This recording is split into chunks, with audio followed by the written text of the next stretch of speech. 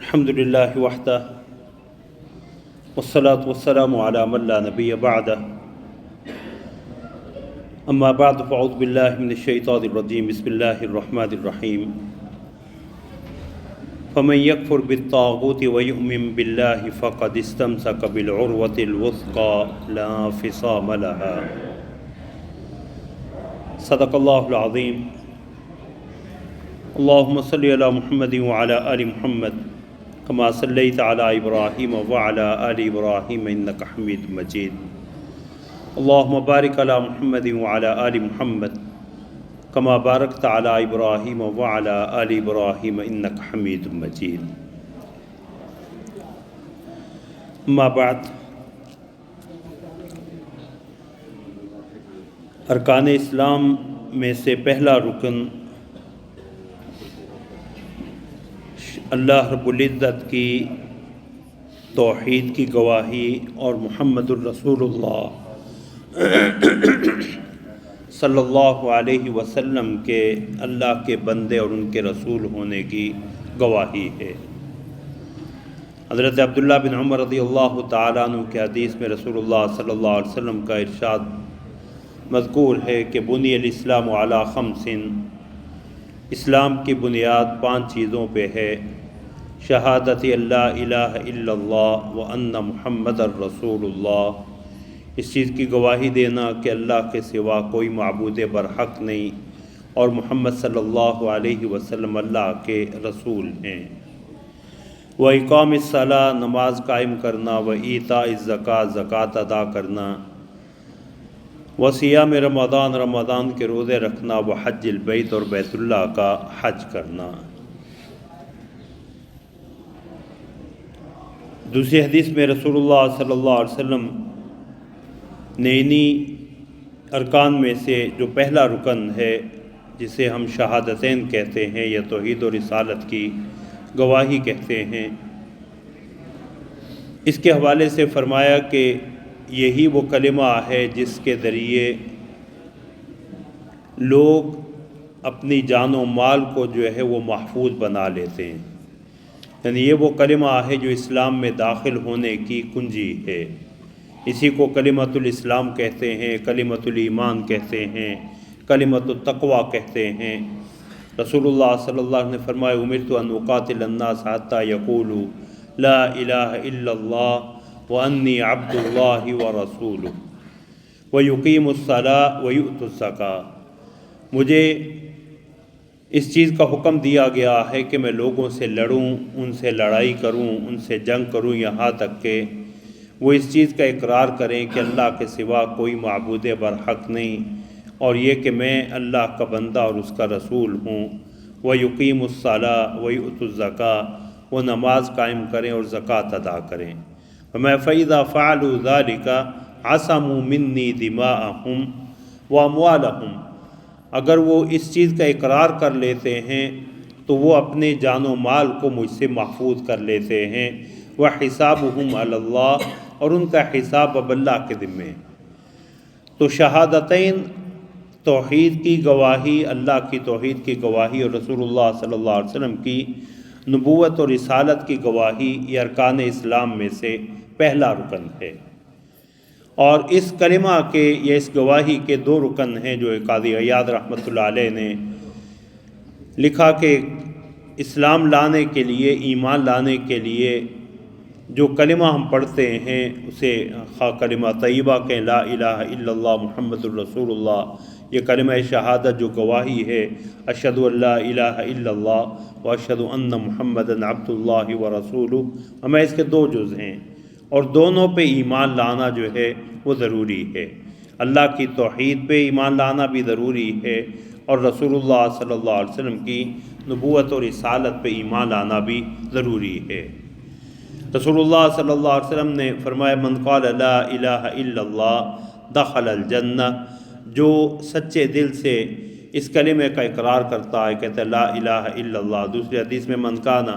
آخر کلامہ لا الہ الا اللہ دخل الجنہ، جس کے دنیا سے جاتے ہوئے آخری لمحے اسے اللہ یہ سعادت دے دے کہ اس کی زبان پہ یہ کلمہ جاری ہو جائے تو وہ جنت میں داخل ہوگا۔ حضرت ابو ہریرہ رضی اللہ تعالیٰ عنہ فرماتے ہیں کہ رسول اللہ صلی اللہ علیہ وسلم نے فرمایا اشہد ان لا الہ الا اللہ و اشہد ان محمدً عبد اللہ و رسولہ، فرمایا یہ دو کلمے اشہد ان لا الہ الا اللہ اور اشہد ان محمد رسول اللہ، کوئی بندہ بھی ان پہ سچے دل سے یقین رکھتے ہوئے جب اللہ رب العزت کو ملے گا تو اللہ رب العزت اسے جنت میں داخل فرما دیں گے۔ تو شہادتین اللہ کی توحید کی گواہی اور اللہ کے پیغمبر محمد رسول اللہ صلی اللہ علیہ وسلم کی نبوت اور رسالت کی گواہی۔ پہلا جز جو ہے وہ لا الہ الا اللہ۔ لا الہ الا اللہ کا مفہوم یہ ہے کہ اللہ رب العزت کے سوا کسی کو معبود نہ مانا جائے اور صرف اللہ رب العزت ہی کی عبادت کی جائے، کہ اللہ رب العزت کے عبادت کے لیے جو ہے وہ شرک کی نفی ضروری، اس لیے قرآن کریم بار بار کہتا ہے وَاعْبُدُوا اللَّهَ وَلَا تُشْرِكُوا بِهِ شَيْئًا، اللہ کی عبادت کرو اور اس کے ساتھ کسی کو شریک نہ ٹھہراؤ۔ حضرت عبداللہ بن عباس رضی اللہ تعالیٰ عنہما فرمایا کرتے تھے کہ قرآن کریم جہاں بھی کہتا ہے اعبدوا اللہ تو وہاں مراد یہ ہوتا ہے اخلصوا لہ العبادہ یا افردوا لہ العبادہ، صرف اسی ہی کی عبادت کرو۔ تو لا الہ الا اللہ اس بات کا دل سے یقین رکھنا اور زبان سے اقرار کرنا کہ اللہ کے سوا کوئی معبود برحق نہیں ہے، اللہ کے سوا کوئی معبود برحق نہیں، اور اللہ کے سوا باقیوں کی عبادت کی نفی کرنا کہ اللہ کے سوا اگر کسی کی دنیا میں عبادت کی جاتی ہے تو وہ باطل معبود ہیں اور ان کی عبادت بھی باطل ہے۔ ذالک بأن اللہ هو الحق وأن ما يدعون من دونه هو الباطل وأن اللہ هو العلی الکبیر، یہ اس لیے کہ اللہ ہی حق ہیں اور اللہ کے سوا جسے بھی یہ پکارتے ہیں وہ باطل ہے، اور یہ کہ اللہ رب العزت ہی بلند و برتر اور بڑے ہیں۔ سورہ بقرہ میں فَمَن يَكْفُرْ بِالطَّاغُوتِ وَيُؤْمِن بِاللَّهِ فَقَدِ اسْتَمْسَكَ بِالْعُرْوَةِ الْوُثْقَىٰ، تو جو شخص طاغوت کے ساتھ کفر کرے، بتوں کا اعتقاد نہ رکھے، امام ابن قیم رحمۃ اللہ علیہ فرماتے ہیں کہ طاغوت ہر وہ چیز ہے ما تجاوز به العبد من حدہ من معبود او متبوع او مطاع، کہ جس آدمی کے بارے میں، جس شخص کے بارے، جس چیز کے بارے میں انسان اپنی حد سے تجاوز کرے اور اپنی حد سے تجاوز کرتے ہوئے اسے معبود قرار دے دے یا حقیقی اطاعت اور اتباع کا اہل قرار دے دے، کیونکہ اللہ رب العزت کی توحید کا ماننا جو ہے اللہ رب العزت کی عبادت اور اطاعت دونوں میں اسے وحدہ لا شریک ماننا۔ تو اللہ رب العزت کے ساتھ کلمہ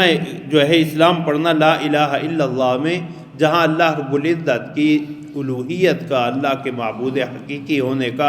اقرار ہے، وہیں باقیوں کی نفی بھی ہے کہ اللہ کے سوا اور کوئی معبود نہیں ہے۔ وَلَقَدْ بَعَثْنَا فِي كُلِّ أُمَّةٍ رَسُولًا أَنِ اعْبُدُوا اللَّهَ وَاجْتَنِبُوا الطَّاغُوتَ، کہ ہم نے ہر امت میں رسول بھیجا اور یہی پیغام دے کے کہ اللہ کی عبادت کرو اور طاغوت سے بچو۔ تو یہاں فَمَن يَكْفُرْ بِالطَّاغُوتِ، جو طاغوت کی نفی کرے، وَيُؤْمِن بِاللَّهِ، اور اللہ پہ ایمان رکھے، فَقَدِ اسْتَمْسَكَ بِالْعُرْوَةِ الْوُثْقَىٰ، تو اسی نے عروہ وثقیٰ مضبوط رسی کو، مضبوط کڑے کو تھام لیا، لن انفصام لہا، جو ٹوٹنے والی نہیں ہے۔ تو شہادتین میں سے پہلا کلمہ جو ہے وہ لا الہ الا اللہ، اللہ رب العزت کی توحید کا، اللہ رب العزت کے وحدہ لا شریک ہونے کا زبان سے اقرار بھی اور دل سے پختہ یقین بھی، دل سے پختہ یقین،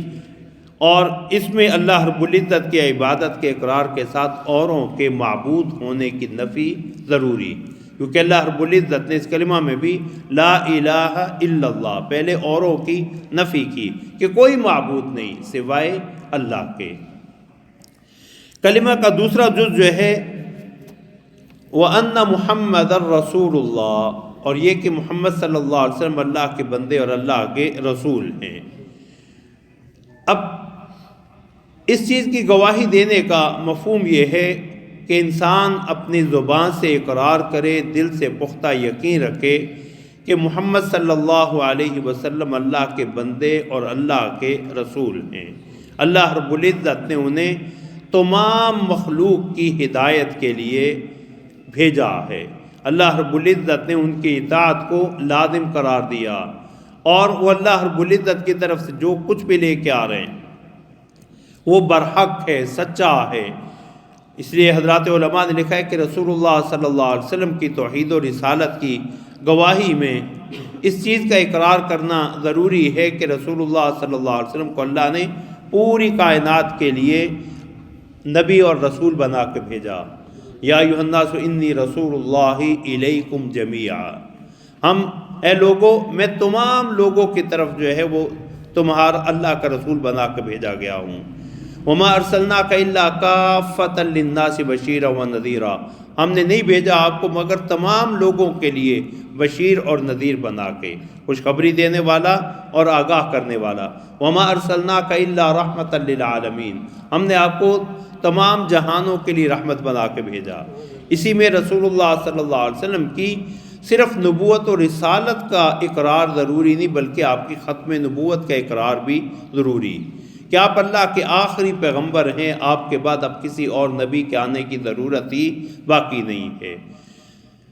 ما کان محمد ابا احد من رجالکم ولکن رسول اللہ وخاتم النبیین، محمد تم مردوں میں سے کسی کے باپ نہیں ہیں لیکن وہ اللہ کے رسول اور آخری نبی۔ وکان اللہ بکل شیء علیما، اور اللہ ہر چیز کا علم رکھتا۔ شہادت رسالت یعنی رسالت کی گواہی میں 4 چیزوں کا اقرار جو ہے وہ ضروری، اس کے 4 بڑے تقاضے ہیں۔ تصدیقہ فیما اخبر، طاعتہ فیما امر، واجتناب ما نہا عنہ وزجر، وَأَلَّا يُعْبَدَ اللَّهُ إِلَّا بِمَا شَرَعَ وَأَمَرَ۔ رسول اللہ صلی اللہ علیہ وسلم کو نبی اور رسول ماننے کا، اس کی گواہی دینے کا پہلا تقاضا یہ ہے تصدیقہ فیما اخبر، رسول اللہ صلی اللہ علیہ وسلم نے جو بات بتلائی ہے اس میں آپ کی تصدیق کرنا، آپ کو سچا جاننا، اس لیے کہ وما ينطق عن الهوى ان هو الا وحی یوحیٰ، یہ پیغمبر اپنی طرف سے کچھ کہتے ہی نہیں، اللہ کی طرف سے وحی ہوتی ہے تو یہ ارشاد فرماتے ہیں۔ تو رسول اللہ صلی اللہ علیہ وسلم کی بتائی ہوئی تمام خبروں میں آپ کو، تمام احکام میں، آپ کی تمام تعلیمات میں آپ کو سچا جاننا۔ دوسرا طاعتہ فیما امر، رسول اللہ صلی اللہ علیہ وسلم نے جس چیز کا حکم دیا ہے اس میں آپ کی مکمل اطاعت کرنا۔ وما ارسلنا من رسول الا لیطاع باذن اللہ، اللہ نے ہر رسول کے بھیجنے کا مقصد یہی بتلایا کہ اللہ کے حکم سے ان کی اطاعت کی جائے۔ رسول اللہ صلی اللہ علیہ وسلم کی اطاعت، قل اطیعوا اللہ واطیعوا الرسول، کہہ دیجئے اللہ کی اطاعت کرو اور رسول کی اطاعت کرو۔ ومن یطع الرسول فقد اطاع اللہ، جو رسول اللہ صلی اللہ علیہ وسلم کی اطاعت کرتا ہے وہ در حقیقت اللہ کی اطاعت کرتا۔ تو دوسرا تقاضا جو ہے طاعتہ فیما امر، رسول اللہ صلی اللہ علیہ وسلم جو حکم بھی دیں اس میں ان کی مکمل اطاعت اور فرما برداری کرنا۔ تیسرا تقاضا جو ہے اجتناب ما نہا عنہ وزجر، جس چیز سے رسول اللہ صلی اللہ علیہ وسلم نے روکا ہے اس سے بچ جانا۔ وما آتاکم الرسول فخذوہ وما نہاکم عنہ فانتہوا، جو اللہ کے رسول دیں اسے لے لو، جس سے روکیں اس سے رک جاؤ۔ رسول اللہ صلی اللہ علیہ وسلم کی مخالفت سے بچنا۔ فَلْيَحْذَرِ الَّذِينَ يُخَالِفُونَ عَنْ أَمْرِهِ أَن تُصِيبَهُمْ فِتْنَةٌ أَوْ يُصِيبَهُمْ عَذَابٌ أَلِيمٌ، جو پیغمبر کے احکام کی خلاف ورزی کرتے ہیں انہیں ڈرنا چاہیے کہ کہیں انہیں کوئی دنیا میں فتنہ اور آزمائش کا سامنا نہ کرنا پڑے۔